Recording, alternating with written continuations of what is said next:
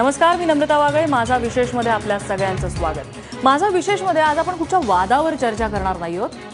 विद्रोही कलाकार शीतल साठे आणि सचिन माळी यांनी आज नव्याने एक व्हेंचर सुरू केलं. एका सांस्कृतिक कला पथकाची घोषणा केलेली आहे. मुंबईमध्ये आज त्यांनी एक पत्रकार परिषद घेतली आणि त्या संदर्भात त्यांनी ही माहिती जाहीर केलेली आहे. नवयान विद्रोही महाजलसा असं या त्यांच्या नव्या पथकाचं नाव आहे आणि प्रबोधनाची क्रांती त्यांना त्याद्वारे करायची. तर नेमकं हे नवयान त्यांचं कसं असणार आहे, हा महाजलसा कसा असणार आहे, आपण त्याविषयी जाणून घेणार आहोत. आणि स्वतः शीतल साठे आणि सचिन माळी हे आपल्यासोबत स्टुडिओमध्ये आहेत. तुमच्या दोघांचंही स्वागत आणि सगळ्यात पहिल्यांदा तुमचं अभिनंदन आणि तुम्हाला शुभेच्छा. शीतल, हे जे नवयान, हा जो महाजलसा तुम्ही सुरू करणार आहात, तत्पूर्वी तुमचं नाव जिथे येतं तिथे कबीर कला मंच हे नाव येतं. तर आता कबीर कला मंचचं काय? जेव्हा आम्ही अरेस्ट झालो, विधान भवनासमोर आम्ही येऊन स्वतः अरेस्ट झालो होतो, तेव्हा आम्ही एक पत्रक काढलं होतं, सरेंडर नाही सत्याग्रह असं नावाचं. आणि जेव्हा अटक झालो तेव्हाच आम्ही सांगितलं होतं की आम्ही कबीर कला मंचाचा भाग आता नाही आहोत. तर काय झालंय की अजून लोकांना ते खूप वर्ष कबीर कला मंचमध्ये काम केलेलं असल्यामुळे लोकांना ते ऍक्सेप्ट होत नाही आहे की आम्ही कबीर कला मंच सोडलं नाही. पण आम्ही वारंवार म्हणजे महाराष्ट्राच्या जनतेला मागेही TV9 वर आम्ही स्पष्ट केलं होतं आणि आताही आपल्या निमित्तानं सगळ्या जनतेला आम्ही स्पष्ट करतो की 2013 सालीच आम्ही कबीर कला मंच या संघटनेपासून आम्ही वेगळे झालेलो आहोत. नवीन नाव काय घ्यायचं वगैरे आता सगळा तुरुंगाचा काळ तुमच्या समोर आहे. म्हणजे 3 महिने मी तुरुंगात होते, 4 वर्ष सचिन माळी तुरुंगात होते. तर त्याच्यानंतर ही सगळी प्रक्रिया होऊन सचिन माळी आल्यानंतर आम्ही पहिल्यांदा TV9 वर घोषणा केली की आम्ही काही दिवसांमध्ये आमच्या नावाची घोषणा करू आणि आज आम्ही ती मुंबई पत्रकार संघामध्ये ती केली. सचिन, हे जे तुमचं महाजलसा हा जो आहे, जे तुमचं नवीन व्हेंचर आहे, त्याचं आता यापुढे काम कसं चालणार आहे? म्हणजे जसं कबीर कला मंचमध्ये जसं काम सुरू होतं त्याचाच हा एक नवा अध्याय असेल? नाही, असं नाही आहे. तर हा एक टोटली नवीन प्रकारे आम्ही सुरुवात केलेली आहे. नवयान हे नावच जे आहे ते नाव बाबासाहेब आंबेडकरांनी ज्या वेळेला 1956 साली बौद्ध धम्माची दीक्षा घेतली त्यावेळेला त्यांना विचारलं गेलं की तुमचं हीनयान आहे का वज्रयान आहे? तर बाबासाहेब म्हणाले की माझं हे काय हीनयान किंवा ओल्ड बुद्धिझम माझा नाही आहे, हा माझा न्यू बुद्धिझम आहे, त्यामुळे माझा हा नवयान आहे. तर हे नवयान हे बुद्धिस्ट विचार परंपरेशी नातं सांगणार आहे. आणि आम्हाला असं वाटतं की ह्या देशामध्ये प्रबोधनाची क्रांती होणं अत्यावश्यक आहे. आणि ह्या देशातली मनं जातीनं बरबटलेली आहेत, लैंगिक विषमतेनं बरबटलेली आहेत. आणि अशा वेळेला ह्या देशातल्या जनतेची मत परिवर्तनाची एक क्रांती, एक मानसिक बदलाची क्रांती होणं फार आवश्यक आहे. आणि जर ही मानसिक बदलाची क्रांती करायची असेल तर आपल्याला बुद्धाशिवाय पर्याय नाही. मी तुरुंगात असताना कॉम्रेड शरद पाटलांची पुस्तकं वाचली. शरद पाटलांनी बाबासाहेबांच्या नवयानामध्ये किंवा नवयानाचा जो विचार होता त्याला विकसित केलं आणि त्यांनी दिग्नाग आणि धम्मकीर्ती हे 2 बुद्ध तत्वज्ञानी जे होते त्यांचे विचार पुढे आणले. आणि त्यामुळं हा विचार आणखीन जाती व्यवस्थेच्या विरोधामध्ये एक प्रखर विचार म्हणून पुढे आलेला आहे. म्हणून ही नवयानाची भूमिका जी आहे की ह्या देशात एक सांस्कृतिक प्रबोधनाची क्रांती करणं आणि समतेच्या दिशेनं जे भारतीय संविधानाच्या सरनाम्यामध्ये सांगितलेलं आहे की स्वातंत्र्य, समता, बंधुता, लोकशाही आणि धर्मनिरपेक्षता, समाजवाद ह्या समतेकडे जाण्यासाठी हे नवयान बुद्धाच्या वाटेने चालणार आहे. मुख्यत्वे कोणते विषय तुमच्या अजेंडावरती असतील ज्यावरती पूर्ण ताकदीने तुम्ही काम करणार आहात, प्रायोरिटी असेल तुमची? एका शब्दात सांगायचं तर जाती अंतक सांस्कृतिक क्रांती हा आमचा अजेंडा आहे. बरं, जाती अंत म्हणजे जातीभेदावरती तुम्ही प्रायोरिटीने काम करणार आहात. तर आपण काही वर्ष थोडंसं मागे जाऊया, कारण तुमची ओळख जिथपासून बहुतेक सगळ्यांना झालेली होती ती कबीर कला मंचपासून झालेली होती. त्या काळात तुमचं ज्या पद्धतीने काम सुरू होतं, ज्या विषयांवरती काम सुरू होतं त्याचेच काही भाग आता पुढे चाललेले आहेत. मात्र त्या काळामध्ये तुमच्यावरती आरोप झाला होता नक्षलवादाशी संबंध असल्याचा. तर त्याच्याबद्दल तुम्हाला काही सांगावंसं वाटेल? मी 2 वर्ष अंडरग्राऊंड होतो आणि जवळपास 4 वर्ष मी तुरुंगामध्ये होतो. हो. तर आमच्यावर नक्षलवादाचा आरोप आलेला आहे, अजून केस न्यायप्रविष्ट आहे, त्यामुळे त्या बाबतीत काही जास्त बोलता येणार नाही. पण एवढं सांगेन की दारिद्र्याच्या भयंकर वेदना किंवा जाती व्यवस्थेचे जे विषारी डंक आहेत ते आम्ही सोसलेले आहेत. आणि हे सोसल्यानंतर आम्ही आमच्या आसवांचं गाणं लिहिलं, आम्ही आमच्या भुकेचं गाणं लिहिलं, आम्ही आमच्या जीवनाच्या संघर्षाचं गाणं लिहिलं. आणि हे गाणं घेऊन आम्ही जनतेमध्ये गेलो, झोपडपट्टीत गेलो, शेतकऱ्यांच्या उपाशी गेलो, संपूर्ण कष्टकरी चौकात नाक्यावर ही गाणी म्हणली आम्ही. आणि हे म्हटल्यानंतर आमच्या वाट्याला या स्वतंत्र देशामध्ये देशद्रोहाचा किंवा नक्षलवादाचा आरोप आला. तर ह्याचं मला खूप दुःख वाटतंय. पण ह्या देशामध्ये लोकशाहीसाठी लढणारी एक विचार परंपरा आहे आणि त्यामुळं आणि भारतीय संविधान खास करून ह्या देशामध्ये अजूनही अबाधित असल्यामुळं बर मला सर्वोच्च न्यायालयानं जामीन दिला आणि मी आज तुमच्यासमोर बसलेलो आहे. बर नक्षलवाद या विषयावरती जर बोलायचं झालं तर चारू मुजुमदारांनी जो नक्षलवाद सुरू केला होता तो त्यांना अपेक्षित काहीतरी वेगळं होतं. आजचा जो नक्षलवाद आहे तो तसा अपेक्षित नक्षलवाद चाललेला आहे की आजच्या नक्षलवादाविषयी तुमची मतं काय आहेत? एक म्हणजे मला तत्वज्ञानाच्या पातळीवर जर सांगायचं झालं, आता नक्षलवादाचं काय चाललंय हे आपल्याला प्रॅक्टिकली काही माहित नाही. आपण जे काही पेपर मधनं आणि जे काही जे वाचतो आपल्याला समोर दिसतंय जे समोर दिसतंय त्यावर तुमची मला मतं काय, असं ज्या वाटतं दिशेने तो की- पुढे चाललेला आहे? मला असं वाटतं की आम्ही भूमिका घेतलेली आहे आणि ती बऱ्याच वेळा आम्ही मांडलेली आहे की नक्षलवादी विचारसरणी किंवा चळवळ जी हिंसेच्या आधारावर चाललेली आहे, तर मला असं वाटतं की आम्ही सर्व प्रकारच्या हिंसेचा विरोध करणार आहोत. हे आजच आम्ही आमच्या भूमिकेमध्ये जाहीर केलेलं आहे की कुठल्याही प्रकारची हिंसा म्हणजे अगदी नक्षलवाद्यांकडनं चाललेली हिंसा किंवा स्टेटकडनं चाललेली हिंसा, दोन्ही प्रकारची हिंसा ही घातक आहे कष्टकरी जनतेसाठी. तर त्या हिंसेच्या बळावर कुठलीही क्रांतिकारी चळवळ होऊ शकत नाही. क्रांतिकारी चळवळीसाठी क्रांतिकारी तत्वज्ञानाचीच आवश्यकता आहे आणि मला असं वाटतं की कष्टकरी जनतेला बळी जाऊन अशा पद्धतीनं क्रांती होईल याच्यावर आमचा विश्वास नाही आणि म्हणून आम्ही म्हणजे विचारांची लढाई विचारांची लढाई विचारांनी लढलीच पाहिजे. मास मुवमेंट उभी केली पाहिजे. जनचळवळ हेच एक उत्तर आहे लोकशाहीच्या या सगळ्या प्रक्रियेमध्ये, हे आमचं ठाम मत आहे. सचिन, यामध्ये असं होतं की हिंसा होताना दिसते, यामध्ये नक्षलवादी मारले जातात पोलिसांशी चकमकी बरोबर, काही पोलिसांच्या बरोबर असे घातपात घडवले जातात. या सगळ्यामध्ये एक बोंब उठते ती ह्युमन राईट्सची. जनरली नक्षलवादांचे जे काही मानवाधिकार आहेत त्याविषयी खूप तडपेने बोललं जातं, पण त्याच वेळी तिथे मरणारे पोलीस आहेत, तिथे काम करणारे घरदार मागे सोडून काम करणारे पोलीस आहेत, ज्या गन पॉइंटवरती काम करतात असं म्हटलं तर वेगळं ठरणार आहे, त्यांच्या मानवी हक्कांबद्दल कोणीच बोलताना दिसत नाही.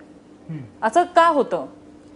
एक गोष्ट आहे बघा की आता नक्षलवादी हिंसेचा आणि सरकारी हिंसेचा हा विषय आपल्या समोर आहे.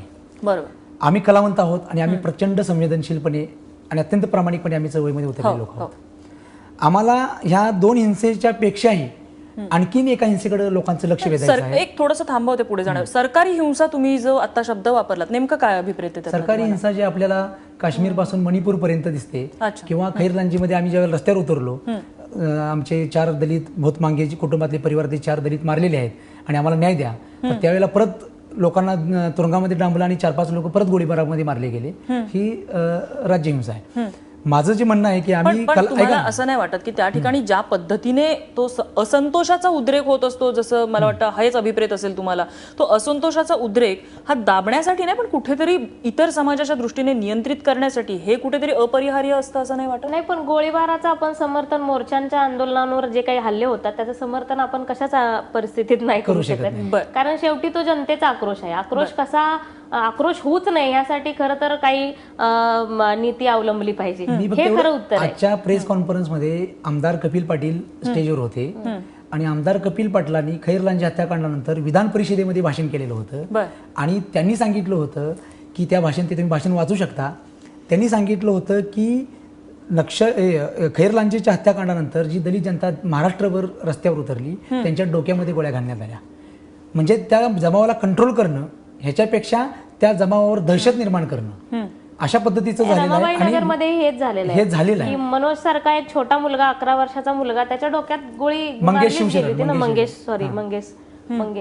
तर त्याच्या डोक्यातच गोळी घातली गेली होती. आणि मनोहर कदमनी जे काही फायरिंग केलं ते मोर्चा एका ठिकाणी चालू होता, त्यापासून जवळजवळ 500 मीटर ते 1000 मीटर दूर राहून फायरिंग केलं त्यांनी झोपडपट्टीमध्ये. आणि हायकोर्टाचे न्यायमूर्ती गुंडेवार यांच्या आयोगाने ते स्पष्ट केलं की हा जाणीवपूर्वक केला गेलेला गोळीबार आहे. जेबीएम कॉम्रेडमध्ये त्याच्याबद्दल सविस्तर आलेला आहे, आनंद पटवर्धनांच्या फिल्ममध्ये तुम्ही पाहू शकता. आणि न्यायमूर्ती गुंडेवारांचा आयोग आहे, त्यांनी रिपोर्ट दिलेला आहे. तर ही राज्यहिंसा आहे. मी तुम्हाला सांगत होतो की आम्ही कलावंत आहोत आणि आम्ही फार संवेदनशीलपणे या सगळ्या गोष्टींच्याकडे बघतो. मी सांगत आहे की ह्या देशातली जी कष्ट करणारी जनता आहे, जी झोपडपट्टीमध्ये राहते, फुटपाथवर झोपते, हमाली म्हणून काम करते, शेतात राबते, ह्या सर्व जनतेचं एक स्ट्रक्चर अशा पद्धतीने दिलं गेलेलं आहे की त्याला स्ट्रक्चरल व्हायलन्स म्हणता येईल. ह्या स्ट्रक्चरल व्हायलन्समध्ये म्हणजे जसं सिरिया किंवा इराकमध्ये बॉम्ब हल्ले होतात आणि लोक मरतात, आपल्या देशामध्ये कोणताही बॉम्ब हल्ला होत नाही, परंतु माझे शेतकरी जे मायबाप आहेत, 1 ते 1.5 लाख शेतकऱ्यांनी ह्या देशात आत्महत्या केल्या. कुठल्याही बॉम्ब हल्ल्यात ह्या हत्या झालेल्या नाहीत. ह्या ज्या हत्या आहेत ह्या स्ट्रक्चरल व्हायलन्सचं सगळ्यात मोठं उदाहरण आहे. आणि एवढे बळी आपल्या समोर चाललेले आहेत, याचं मला दुःख वाटतंय. मी मागच्या कार्यक्रमात पण बोललो होतो की आपण ज्या ब्रिटिशांच्या विरोधामध्ये लढलो, ज्या औरंगजेबाच्या विरोधामध्ये शिवाजी महाराजांनी स्वराज्याची क्रांती केली, त्यांच्या काळामध्ये सुद्धा ह्या देशाच्या शेतकऱ्यांनी कुणब्यांनी आत्महत्या केल्या नाहीत.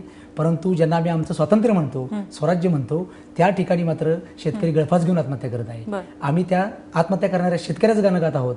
आणि ज्या खैरलांजीमध्ये ज्या दलितांना मारून टाकलं जात आहे त्या दलितांचा आक्रोश आम्ही आमच्या गाण्यामध्ये मांडत आहोत. ही आमची वेदना आहे, ती वेदना पोहोचवण्याचं आम्ही काम करत आहोत. तर सरकार आम्हाला नक्षलवादी म्हणत आहे. जातीभेदाबरोबर तुम्ही लैंगिक विषमतेवरती सुद्धा काम करताय, त्यातून अभिप्रेत काय आहे तुम्हाला? नेमकं लैंगिक विषमतेतनं अभिप्रेत काय आहे, म्हणजे ते दूर करण्यासाठी काय आहे की जसं आपल्या देशामध्ये जसा वर्गीय शोषण आहे असं आपण मानतो, वर्गीय शोषण जागतिक पातळीवर आहे. लैंगिक शोषणही जागतिक पातळीवर आहे. स्त्री पुरुष विषमता ही जागतिक पातळीवरची विषमता आहे. तर म्हणजे शरद पाटलांचंच परत एक वाक्य आहे की स्वातंत्र्याचा समतेचा खरा अर्थ म्हणजे स्त्री आणि पुरुषांची समता, म्हणजे स्त्रिया आणि पुरुषांमधली विषमता नष्ट होऊन त्यांच्या समता स्थापित होणे. मला असं वाटतं की हे जे आहे की आपले भारतीय समाज जातीग्रस्त तर आहेच, पण त्यांनी जे पुरुष सत्ता लादली आहे महिलांवर, भारतीय महिलांवर, ती जातीग्रस्त पुरुष सत्ता आहे. म्हणजे त्याच्यात आणखी एक शोषण ऍड झालेलं आहे. म्हणजे तिहेरी शोषण आपल्या महिलांचं होतं, एक जातीय होतं, एक लैंगिक होतं आणि तिसरं वर्गीय होतं. अशा पद्धतीनं दलित महिलांचं तर तिहेरी शोषण होतं. म्हणून आम्हाला तो विषय वाटतो की जागतिक पातळीवर तो आहे, पण भारतात त्याच्यावर विशेष काम का करावं लागते, कारण वेगवेगळ्या स्तरांमध्ये वेगवेगळ्या पद्धतीचं शोषण होत आहे महिलांच्या बाबतीमध्ये. तर एक महिला स्त्री पुरुष समतेचा विषय हा जो घराच्यापासून असेल, दुय्यमत्वाच्या पातळीवरचा असेल, किंवा अगदी त्यांना अधिकार संधी मिळण्याचा इथपासूनचे सगळे विषय जे आहेत, हिंसेच्या पातळीवरचे, घरगुती हिंसा होत आहे, दलित अत्याचारांमध्ये महिला मारल्या जात आहेत, तर ह्या सगळ्या पातळीवर भारतीय मनाचं, समाज मनाचं प्रबोधन होणं. कुठेतरी आपण फेमिनिझमला त्या ताकद द्यायचा प्रयत्न करतोय त्यातलं. म्हणजे मला एक फक्त असं म्हणायचं की आता ज्या पद्धतीने फेमिनिझम बद्दल चर्चा होते त्याचबरोबर स्युडो फेमिनिझम बद्दल सुद्धा चर्चा होते. म्हणजे त्याचा बेसिक थॉट असा असतो की स्त्री पुरुष हे जर स्ट्रक्चरली समान नाहीयेत तर त्यांना तुम्ही समान कसे बनवणार, मग ते कुठच्या दृष्टीने त्यांना समान बनवायचं, अपेक्षित काय आहे? मी तुम्हाला एवढं एक सांगतो, बाबासाहेब आंबेडकरांनी सांगितलेलं आहे, त्यांचं जे कास्ट इन इंडिया जे आहे त्यामध्ये त्यांनी जाती निर्मितीचा सिद्धांत मांडलेला आहे. आणि बाबासाहेब आंबेडकरांच्या मांडणीचा निचोड असा आहे की स्त्री ही जाती व्यवस्थेचं प्रवेशद्वार आहे. स्त्रियाच्या लैंगिकतेवर नियंत्रण प्राप्त करून ह्या देशामधली जाती व्यवस्थेचं सातत्य टिकवण्यात आलेलं आहे आणि ती जाती व्यवस्था कायम ठेवण्यात आलेली आहे. म्हणजे रक्तशुद्धी, वंशशुद्धी हा जो सगळा प्रकार आहे तो केवळ आणि केवळ स्त्रीवर नियंत्रण स्थापित करणार आहे. आणि जाती व्यवस्था जर नष्ट करायची असेल तर जाती व्यवस्था नष्ट करण्याचा मार्ग हा स्त्रीमुक्तीपासूनच सुरू होतो, हे आम्हाला वाटतं, मनापासून वाटतं. आणि कॉम्रेड शरद पाटील जे होते, ज्यांनी या देशाला खूप मोठं तत्वज्ञान, मुक्तीचं तत्वज्ञान त्यांनी निर्माण करून ठेवलेलं आहे. पुढच्या काळामध्ये लोक तिकडे फिरतील, जातील त्या दिशेनं. तर शरद पाटील म्हणतात की गौतम बुद्धांनी त्यांच्या संघामध्ये, भिक्खू संघामध्ये पहिल्यांदा महिलांना स्थान दिलेलं नव्हतं. त्यांचा सर्वोत्तम शिष्य आनंद जो होता त्यानं बुद्धांना त्यांना विनंती करून त्यांच्याशी वैचारिक वादविवाद करून त्यांना महिलांना प्रवेश दिला पाहिजे ह्यासाठी कन्व्हिन्स केलं. परंतु बुद्धांच्या मृत्यू पश्चात महापरिनिर्वाणानंतर जी धम्मसंगिनी, जी पहिली संगिनी बसली, तर त्या संगिनीमध्ये जी चर्चा झाली त्यामध्ये आनंदवर टीका आली की तुम्ही महिलांना प्रवेश देण्यासाठी बुद्धावर दबाव आणला वगैरे. आणि मग त्यावेळेला जे खालच्या जातीमधून जे लोक भिक्खू झालेले होते, ह्या भिक्खूंनी सुद्धा आनंदची बाजू घेतली नाही. आणि म्हणून शरद पाटील म्हणतात की स्त्री पुरुष समता याचा सर्वोच्च निकष जो आहे की स्त्रिया मुक्त आहेत का नाहीत. म्हणजे या देशामध्ये जी समता आणायची असेल, आपल्याला मुक्ती आणायची असेल तर पहिल्यांदा स्त्रियांनाच मुक्त करावं लागणार आहे. आणि आज आमचे शाहीर संभाजी भगत आहेत, त्यांच्या प्रत्येक कार्यक्रमातून सांगत आहेत की ह्या पुढे येणारी जी क्रांती आहे त्या क्रांतीचं नेतृत्व स्त्रिया करतील. जाती जातीमध्ये आज एक तेढ आहे, त्याच्याबद्दल असं खूप उघडपणे बोललं जातं की रिझर्वेशन, आपल्याकडे असलेलं आरक्षण व्यवस्था ही त्यामध्ये असलेली एक सगळ्यात मोठी गोम आहे, त्याचा राजकीय वापर खूप मोठ्या पद्धतीने होतो. तर तुम्ही त्याला सपोर्ट करता की त्याच्या विरोधात आहात? आरक्षणाच्या? आम्ही आरक्षणाच्या सपोर्ट करतो. का सपोर्ट करता तुम्ही? कारण कसं आहे की शाहू महाराजांनी आरक्षणाचे जनक आपण शाहू महाराजांना म्हणतो आणि ती सुरुवातच अशी झालेली आहे की जे सामाजिक दृष्ट्या वंचित आहेत किंवा सामाजिक दृष्ट्या त्यांचं शोषण झालेलं आहे. वंचित हा शब्द तेवढा योग्य शब्द नाही, पण ज्यांचं शोषण झालेलं आहे सामाजिक दृष्ट्या, त्यांना जर दर्जाची आणि संधीची समानता जे आपल्या प्रिअम्बल मध्ये म्हटलेलं आहे ते जर द्यायचं असेल तर तुम्हाला त्यांना असं पॅरलली स्पर्धेत उतरवून चालणार नाही. तर त्यांना तुम्हाला आरक्षणाचा सपोर्ट हा द्यावा लागेल. आरक्षण ही सगळ्या किती वर्ष, म्हणजे डॉक्टर बाबासाहेब आंबेडकरांनी सांगितलेलं होतं की एका सर्टन लेवल नंतर तुम्ही ती ग्रॅज्युअली कमी करत आणा. आपल्याकडे ते होत नाही, आपल्याकडे ती ग्रॅज्युअली वाढवली जाते. उलट सगळेच जण आजकाल पुढे येत आहेत आणि आम्हाला तुम्ही आरक्षण द्या म्हणतात. म्हणजे आम्ही अविकसित कसे आहोत हे दाखवायचा प्रयत्न प्रत्येक जण मला काय म्हणायचं आहे की आरक्षणाचे जे विरोधक आहेत त्यांनी पहिल्यांदा आरक्षणाचं तत्व समजून घेतलं पाहिजे. समानांच्यासाठी समान न्याय असतो, असमानांच्यासाठी असमान न्याय असतो. ज्यांना हजारो वर्ष मागास ठेवलेला आहे त्यांना समान करणं म्हणजे त्यांच्यावर उपकार करणं नाही. ह्या संपूर्ण समाज पॅरलाइज झालेला आहे जाती व्यवस्थेमुळे, आणि त्यामुळे आपण दलितांचा उद्धार करण्यासाठी त्यांना आरक्षण देत नाही आहोत, तर ह्या समाजाला इक्वेलिटीकडे घेऊन जाण्यासाठी ते आरक्षण ठेवलेलं आहे. हा पहिला मुद्दा आहे, नंबर 1. दुसरा मुद्दा असा आहे की आपल्याला जे स्वप्न दिलेलं आहे प्रिअम्बलमध्ये की आम्ही भारताचे लोक आहोत, आम्हाला एक असं राष्ट्र निर्माण करायचं आहे की जे समतेवर आधारलेलं असेल. तर त्या दिशेने म्हणजे आपण जर ह्या देशाचे देशभक्त असू तर आपल्याला ह्या आरक्षणाला सपोर्ट करावा लागतो. आणि त्या ज्यांना आपण सामाजिकदृष्ट्या बॅकवर्ड ठेवलेला आहे त्या बॅकवर्ड ठेवलेल्या जनतेला त्यांना या मुख्य प्रवाहामध्ये आणून, जसं आता आदिवासी आहेत, आदिवासींना तर किंवा भटके, लक्ष्मण माने आमचे सांगतात की त्यांना ह्या देशाचं नागरिकत्वच नाही, ते कुठंच नोंद नाहीत की ह्या देशाचे नागरिक आहेत म्हणून. अशा लोकांचं आपण काय करणार आहोत. आणि राहिला मुद्दा आरक्षणाचे विरोधक सांगतात की आर्थिक निकषावर आरक्षण दिलं पाहिजे. तर मी तुम्हाला एक चांगलं उदाहरण देतो की सरकारनं पिवळं कार्ड चालू केलेलं आहे, म्हणजे जे बीपीएल कार्ड. आणि ज्यांच्या घरात ट्रॅक्टर आहेत, ज्यांच्या 2-2 मजल्याच्या 4-4 मजल्याच्या बिल्डिंग आहेत, आर्थिक निकषावर त्यांच्याकडे पिवळं कार्ड आलेलं आहे. म्हणजे त्याचे लाभार्थी जे पैसेवाले आहेत ते लाभार्थी झालेले आहेत. आरक्षणाचा लाभ सुद्धा असे एलिजिबल नसलेले खूप जण घेतात. पण म्हणजे त्याचं प्रमाण मराठा कमी आहे. कुणबी वाद त्याच्यामध्ये आहे किंवा ओबीसी ओपन कॅटेगरी ह्याच्यामध्ये सुद्धा अनेक जण त्या डॉक्युमेंट्समध्ये फेरफार करून आरक्षणाचा लाभ घेतातच. तसं जर आर्थिक निकषावरती आणलं आणि काही लोकांनी फेरफार करून वाद घेतला, इनएव्हिटेबल आहे ते, आपले सिस्टीमच करप्ट आहे असं नाही का म्हणताय. तुम्हाला एक सांगतो की प्रत्येक गोष्टीमध्ये हा प्रॉब्लेम आहे. परंतु आता शासनानं पण काही चांगल्या गोष्टी केलेल्या आहेत की जात पडताळणीसाठी कमिट्या बनवलेल्या आहेत आणि त्यामधून ती म्हणजे गाळणी लावलेली आहे. हा एक भाग आहे. दुसरा भाग असा आहे की आपण जर आरक्षण नाकारलं आता, म्हणजे आरक्षण बंद करा म्हणून जर केलं, जे आता एक काही उजव्या लोकांचा हा मोठा रेटा चालू आहे, सुप्तपणे त्यांनी ती सगळी जमीन बनवायला चालू केलेलं आहे की आरक्षण बंद करायचं. तर ते तर शक्य नाही, कारण अशी परिस्थिती आहे की या देशामध्ये गरीब होत चाललेले आहेत, श्रीमंत होत चाललेले आहेत.